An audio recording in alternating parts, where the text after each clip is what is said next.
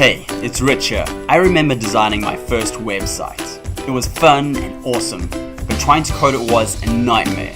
I didn't understand how to get things where I wanted them. I didn't know why everything started at the top left.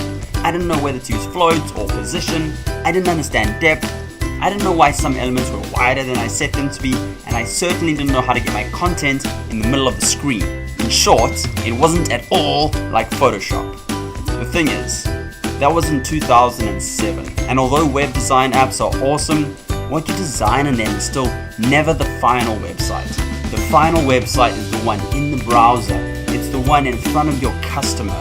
And the skill of knowing how to describe a design to a browser using HTML and CSS is becoming a fundamental and often required skill.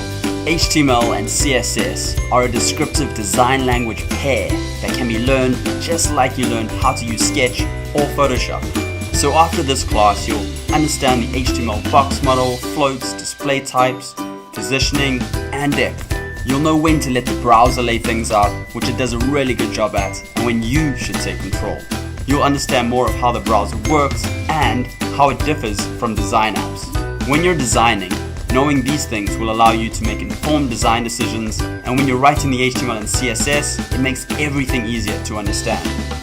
So, in a nutshell, this class will cover the 5 different types of positioning, depth management, common display types, padding, margins, borders, TranslateX and Y, HTML and CSS terminology, and lots of examples.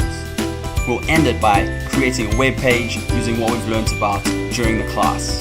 So if that sounds fun, then follow along.